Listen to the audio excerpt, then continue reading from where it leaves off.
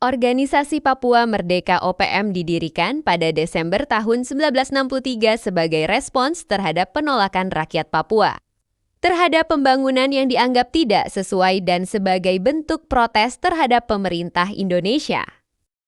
Gerakan ini dipicu oleh berbagai masalah, terutama politik, ekonomi, sosial, dan psikologis, serta kekecewaan terhadap hasil penentuan pendapat rakyat Pepera 1969.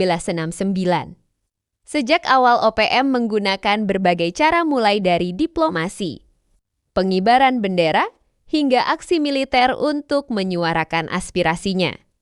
Gerakan ini terdiri dari 3 elemen, kelompok unit bersenjata yang berbeda, masing-masing dengan kontrol teritorial terbatas tanpa komandan tunggal. Beberapa kelompok di wilayah yang melakukan demonstrasi dan protes. Dan sekelompok kecil pemimpin yang berbasis di luar negeri yang meningkatkan kesadaran akan isu-isu di wilayah tersebut sambil berjuang untuk dukungan internasional untuk kemerdekaan. Sayap militer gerakan ini biasa disebut oleh pemerintah Indonesia sebagai kelompok kriminal bersenjata, kelompok kriminal separatis bersenjata, dan kelompok separatis teroris Papua atau disingkat masing-masing KKB, KKSB, dan KSTP. Sejak awal, OPM juga menempuh upaya jalur diplomatik, melakukan upacara pengibaran bendera bintang kejora dan aksi terorisme sebagai bagian dari konflik Papua. Pendukung secara rutin menampilkan bendera bintang kejora dan simbol lain dari separatis Papua, seperti lagu kebangsaan Hai Tanahku Papua dan lambang negara, yang telah diadopsi pada periode 1961 sampai pemerintahan Indonesia dimulai pada Mei tahun 1963. Di bawah Perjanjian New York, gerakan militan ini dianggap sebagai organisasi separatis di Indonesia, dan aktivitasnya telah menimbulkan tuduhan makar. Negara-negara yang mengecam penentuan pendapat rakyat atau mendukung penentuan nasib sendiri. Papua dalam forum PBB, di antaranya Saint Vincent dan Grenadine, Vanuatu, Kepulauan Salomon, Tangga, Tuvalu, Nauru, Palau dan Kepulauan Marshall. Pemimpin negara yang mendukung Papua dalam menentukan nasib sendiri di antaranya Abdoulaye Wade dari Senegal, Eklipi Hiva dari Tangga, Jeremy Corbyn dari Britania Raya, John Kufur dan Jerry Rawlings dari Ghana, Manasa Sogavara dari Kepulauan Solomon, Paus Parkop dari Papua Nugini, Richard Di Natale dan Scott Ludlam serta Adam Ben dari Australia.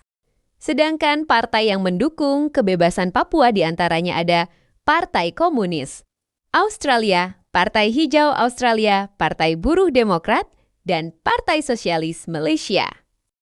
Perjanjian New York tahun 1962 adalah landasan pelaksanaan penentuan pendapat rakyat Pepera.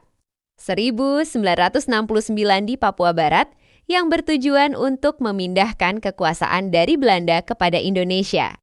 Perjanjian New York 15 Agustus tahun 1962 dirancang oleh PBB ditandatangani oleh Indonesia dan Belanda.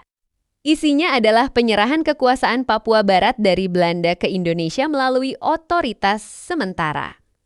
PBB menetapkan bahwa Indonesia wajib menyelenggarakan Pepera sebelum akhir 1969, mekanisme yang diamanatkan adalah satu orang satu suara atau one man one vote.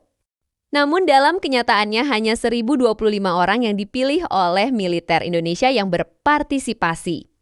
Bukan seluruh penduduk, sekitar 800.000 jiwa, mekanisme yang digunakan adalah musyawarah mufakat sistem perwakilan untuk menghindari hambatan geografis dan komunikasi di daerah terpencil, bukan pemungutan suara langsung.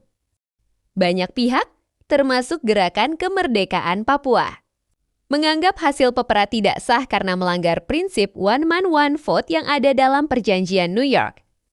Hasil dari Pepera sendiri membawa dampak yang sangat dahsyat bagi Indonesia, yaitu neokolonialis dan kapitalisme asing di tanah Papua. Bahkan pemerintah dan bangsa Indonesia sendiri tidak menyadari, seperti singa yang tertidur pulas. Dalam surat rahasia Presiden Amerika Serikat John F. Kennedy, tertanggal 2 April 1962. Amerika Serikat siap membantu PBB dalam pelaksanaan. Pepera dengan kontrak karya penambangan emas di Papua antara Indonesia dan Freeport pada 7 April 1967. Alih-alih membendung perkembangan komunisme di Asia Pasifik. Hasil referendum 1969 Papua Barat memilih bergabung ke Indonesia. Hasil referendum inilah yang menjadi topik perdebatan dan kontroversi hingga saat ini yang menuai kritik dari banyak pihak dan mempertanyakan keabsahan dan pelaksanaan perjanjian tersebut.